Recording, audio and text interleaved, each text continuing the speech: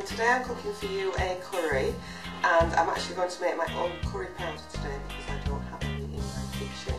But this is a great recipe for you to keep to hand, because I know that sometimes Caribbean curry powder, which is what I usually use, isn't always available.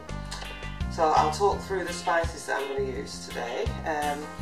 This is mustard seeds, this is whole coriander seeds, star anise, allspice, which is very prevalent in West Indian cooking, some whole cumin seeds, fenugreek, and this is some ground turmeric. That actually comes from a root, but this has already been dried and ground. It's very easy to make the curry powder. The first thing I'm going to do is all these whole spices, I'm going to put them into a dry frying pan and toast them over a medium heat for about 5 to 10 minutes until they go slightly coloured, not burnt, just slightly coloured, and you get this nice aroma coming off them. I'm going to move them about in the pan, then they get evenly toasted. And I wish you were in this kitchen, because they've only been toasting for a couple of minutes and it smells absolutely wonderful. I smell the cumin and the star anise. It's beautiful.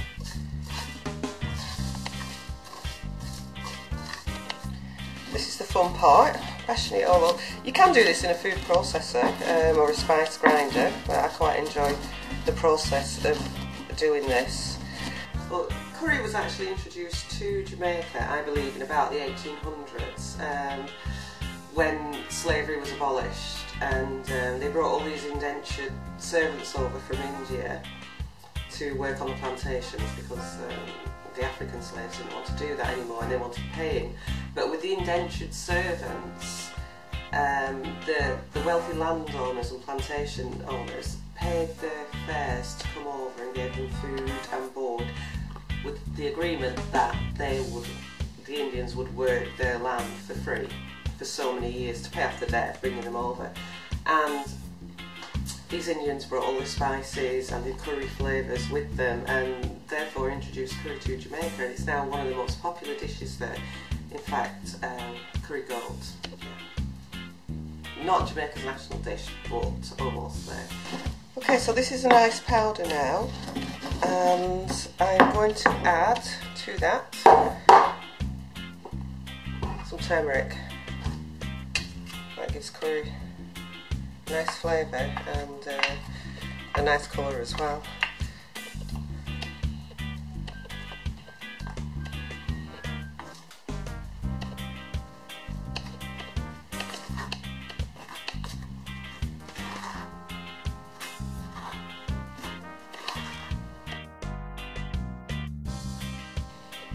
So today I'm going to use leg of lamb that's been diced. It's not the cheapest cut of lamb, but it cooks quite quickly and there's not a lot of fat on it, and I actually got this on special offer. It was half price, so if you shop around it is affordable. This curry can be used on goat meat, chicken, fish. It's just a fantastic curry powder, but in lamb, because the flavours in it are quite strong, it just goes really, really well. And what I want to do with the lamb is marinate it in the spices. So I'm going to put some of the curry powder in there, and I will put some of my onion in as well, and then just a little bit of oil.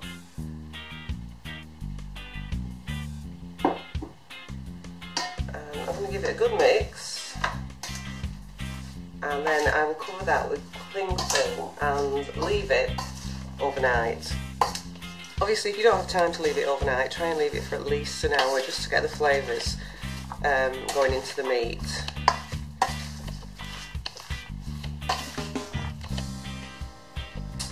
I have some oil heating in here, and I'm letting it get really, really hot, because I just want to sear this meat and get a nice little brown on the outside. Yeah, that's sizzling. So I'll probably do this in batches, and I'm trying not to get all the onion in because I don't want that to burn.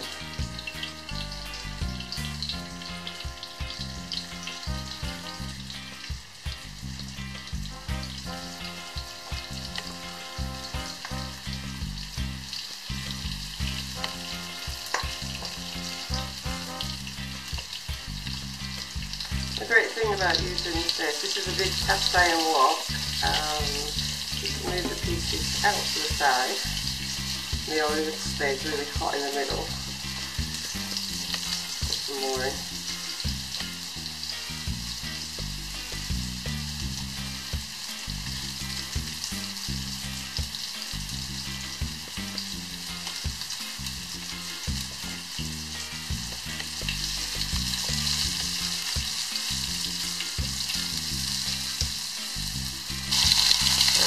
This is browning nicely now. I'm going to get these pieces nice and brown, and then I'll take them out and put the other pieces in. So my meat is nicely brown now, and I'm going to add the onions. That's my onions in there.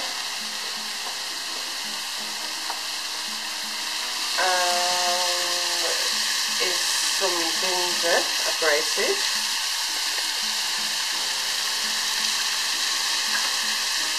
garlic,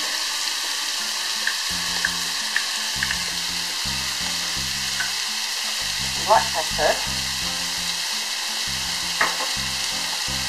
and some salt.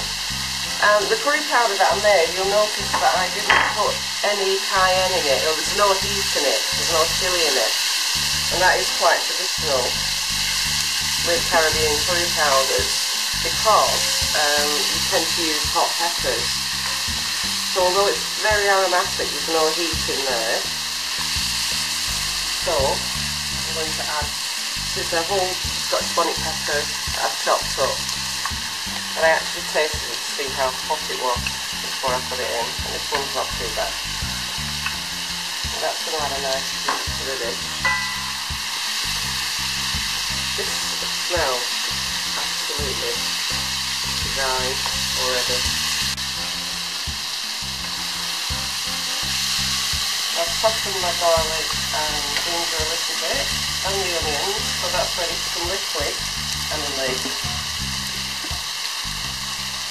I'll pour a little bit of water in there. We don't need too much water because the meat will actually produce its own really nice gravy juice. And I'm going to leave that to simmer. So to go with the curried lamb, I'm going to make rice and peas, traditional Jamaican rice and peas, which is one of the most delicious dishes you will ever eat. It makes me smile just thinking about it. It's so good you can have it without the curry. It's yummy, and I'm going to make it for you now. Here I have, this is creamed coconut that you buy in a block, and this is one of the main flavours that goes into rice and peas. And I'm actually just going to chop this a bit smaller because it's actually a fat, and I want it to melt quite quickly, then we can get on with it.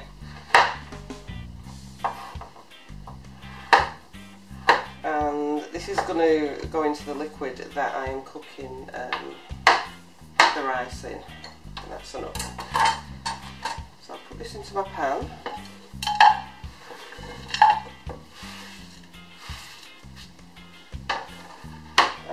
Here I have some, this is chicken stock, and I'm just going to give that a little simmer just to get all that coconut melted. You can use coconut milk, you could just add a can of coconut milk to your stock, but for some reason I just prefer this in rice and peas. The other thing I have going in there is some thyme. This is dried thyme, you can use fresh, and both give a really nice flavour. Have a big pinch of that. And the other thing I'm going to put into there is a whole Scotch bonnet pepper. This actually won't give off any heat. The heat's on the inside of the pepper, so I'm going to be very gentle with this, very careful, and just leave it in there whole. And this will give the liquid a really nice aroma.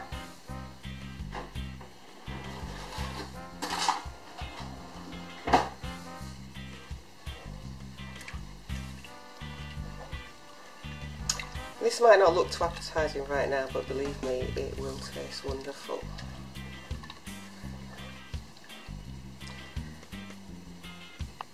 So I'm going to add to this as well a whole spring onion, or scallion as they're called in the Caribbean. That's going to go in there to add some flavour. And rice and peas, it's not actually peas as we know it, it's not green peas, it's beans. For some reason in the Caribbean it's called rice and peas. On this occasion I'm using tinned kidney beans. You can buy dried and cook them in this liquid, and it'll give you rice and peas this gorgeous reddish pinkish brown colour, and traditionally that's how you should do it, but obviously we don't all have hours to spend cooking these. So this is just a tin and they're going to go in there. There are other beans that you can use as well. There's beans that are called gunga peas or pigeon peas, and they actually taste similar to parched peas, and they're really nice in rice and peas. And I think you just need to remember as well, if you are going to use dried peas, follow the instructions on the packet for cooking them, because they need a really good boil before they're edible, and some of them need soaking as well. This is my rice going in there. Give it a good stir.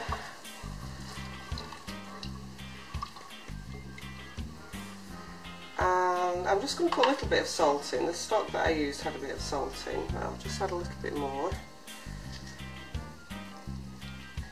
And I want to bring that up to a really good boil, and then I'm going to put a tight lid on it and just let it simmer and steam slowly, and the rice that's in there will absorb all these delicious flavours that have gone into the cooking liquid.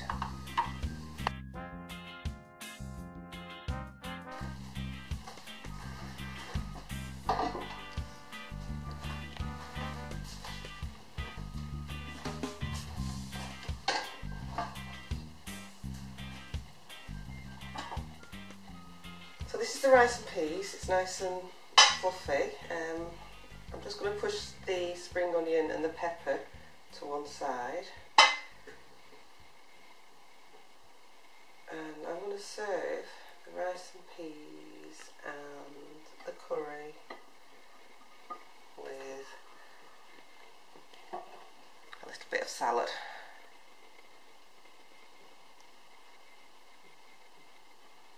This curry is quite spicy, so it's nice to have something cooling with it. And I can smell the coconut and the Scotch bonnet actually coming off the rice. It smells scrumptious.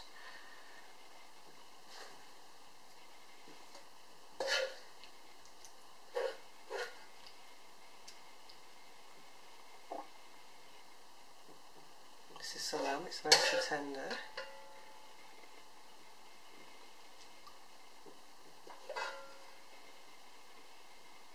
Beautiful gravy, and my salad. I'm just going to have a little sprinkle of oil and just a squeeze of lime juice, because I really don't need to do much to the salad. There's lots of flavour in there already.